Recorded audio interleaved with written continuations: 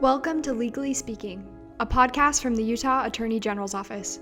Here, we will be discussing matters of policy and justice, cases that our office is taking on, hot topics in Utah and in the world, but of course, it will all be done legally speaking. Welcome to Legally Speaking. I'm Richard Pyatt from the Utah Attorney General's Office.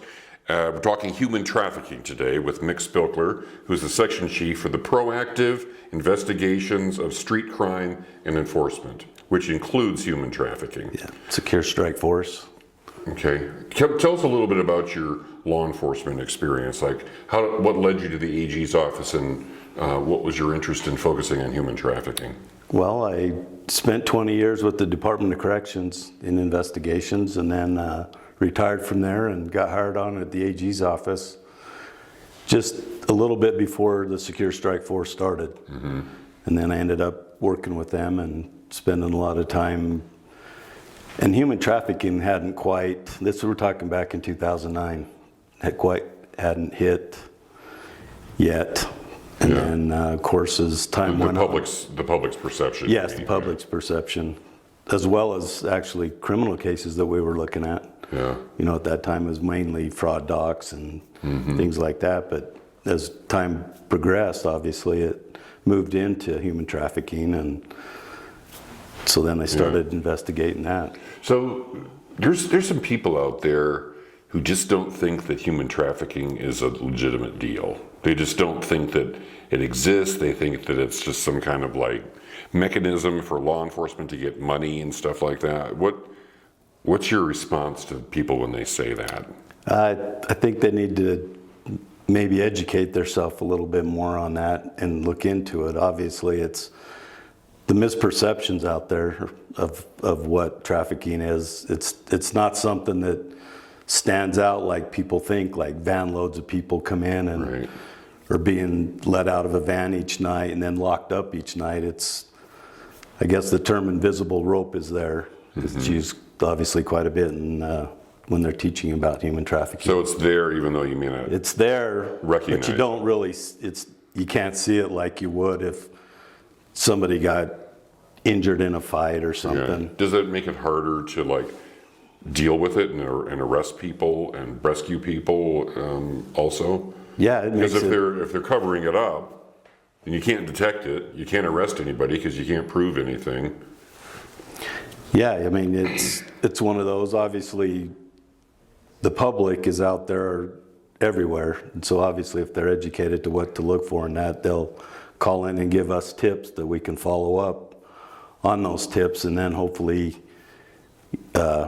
get in there and be able to rescue the person, which is obviously our main objective, is to get that victim or victims out of that scenario and get them the help they need.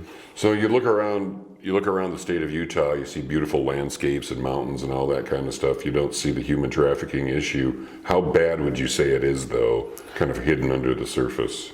Well, it's bad enough that obviously people are focusing on it, and laws are being changed, modifying the laws each year. It seems like it's always a topic when they're changing bills to modify them, so it makes it easier for law enforcement to arrest those that are involved with it. Right. There's two types.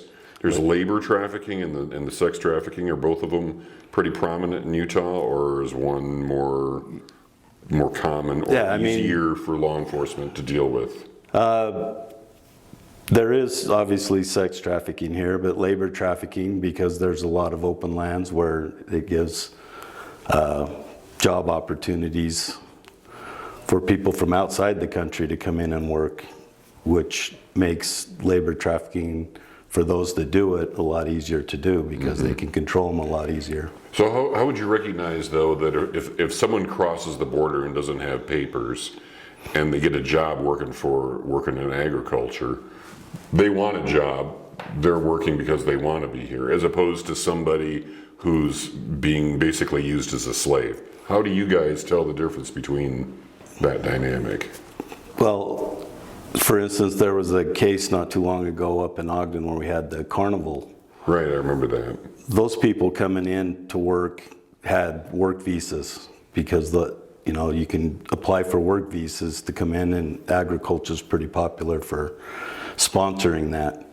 Once they come in, then who's ever running that business can take those papers away from them, which makes it a lot harder for them to go out and legally get a job. Right. But those that come in illegally and then work illegally, you know, it does make it a lot harder because they don't have the necessary papers that they can be controlled with. So in a way, it's the way the people are treated once they're already in the position. Yeah. Okay. There was a traveling carnival from Arizona that came here. The workers were working there long hours, very few breaks, no water, no bathroom breaks, and the owner had stolen or had taken their papers, and they couldn't leave. They didn't know what to do. Yeah. And finally, did someone report it? Is that Yeah, how it got reported, and it came through somebody in the, I believe it was the Mexican consulate, came through that way, and then some agents went out and interviewed the person, and it led to that. So aside from those people reporting it, if I go out to a carnival, or if I go out to a shopping mall or something, can I detect it? Can I figure it out? Or how would I recognize? How can the public help?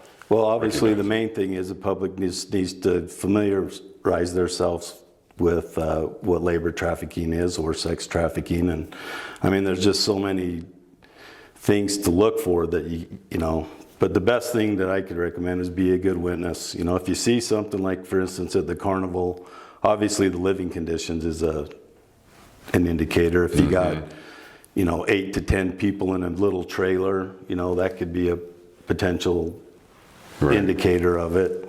You know, working 7 days a week, that type of thing. It seems like kind of a bleak area of law enforcement to work in, because you're kind of going into a dark side of human nature. In other words, you're kind of going back to investigating slavery a little bit. Is that true? And then with the sex trafficking, there's children involved sometimes, right?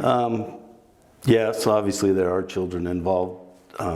We haven't had any where we've had like minor children. I mean, we've had, you know, teenagers involved in it, that we've worked cases where we've, you know, teenagers were rescued. Do you deal with that? Do you deal with that issue of the people actually having Stockholm syndrome, where they feel like they're okay, but they're not? Yeah, I mean, it's defending their captor.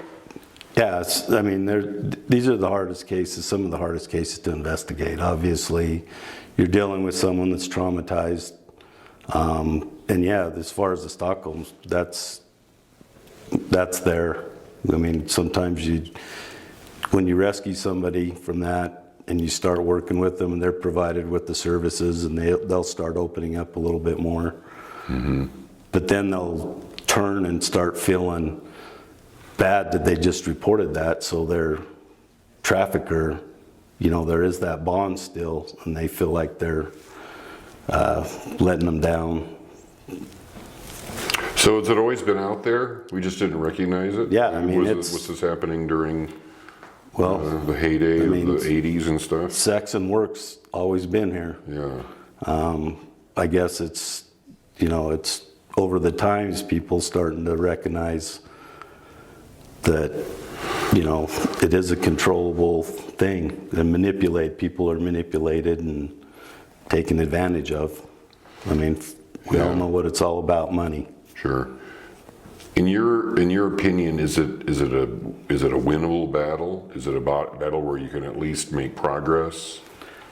I don't know. I guess I kind of look at it like, if you rescue somebody, you win. I mean, I don't know that it's ever going to go away. I mean, it's like anything else. I don't think you're ever going to get rid of it. It's just... So it's winnable one case at a time. Yeah. And obviously when you have that case, you want to win in court.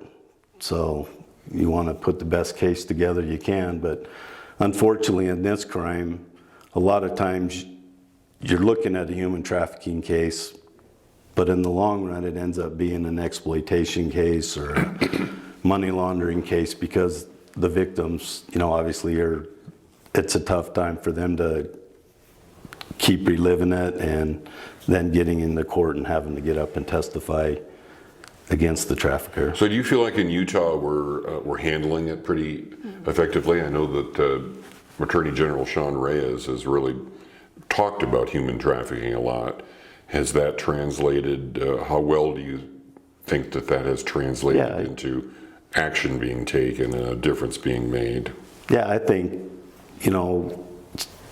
the times I've spent with other states, investigators and that, I think we do have a pretty good handle on it, but obviously we don't have a lot of resources to use, and what we do have, we use them to the best we can. Mm-hmm. So it's kind of elusive. Like, for example, that traveling carnival, they're from Arizona. Yeah. They all came here, and then it was reported to Utah, but none of these people are from Utah. No. So they kind of come and they go. So that's yeah, the thing. And that's the thing. It seems like they're always ahead of law enforcement in a sense, because you make a new law, they figure out a loophole around that, or they make it more difficult to investigate by switching people up, and keep traveling around, or just to kind of make that more of a shell game, trying to catch up to the victims. How would you rate the resources for victims once they're taken out of that situation? I mean, I'd say they're good. I mean, obviously the more the better, but unfortunately, it takes a lot of money, and a lot of people spend a lot of time, helping them out. But yeah, I mean, it's there. I'd say it's better than some other places.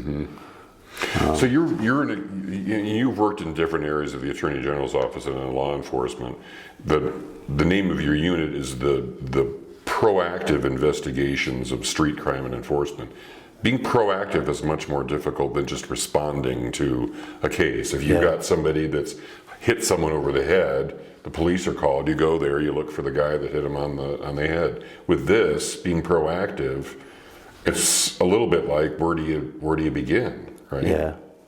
I mean, social media is huge. I mean, obviously there's a lot of information on social media, and that's kind of where you start with the proactive, or somebody says something about their friend or whatever, and then you go follow up on it, talk, you spend a little time talking to different people, and it eventually leads to, a potential victim of labor or sex trafficking. Right. Okay. All right. Mick Spilker, thank you very much. Section right. Chief at the Utah Attorney General's Office, Proactive Investigations for Street Crime and Enforcement. See you next time on Legally Speaking. Yeah.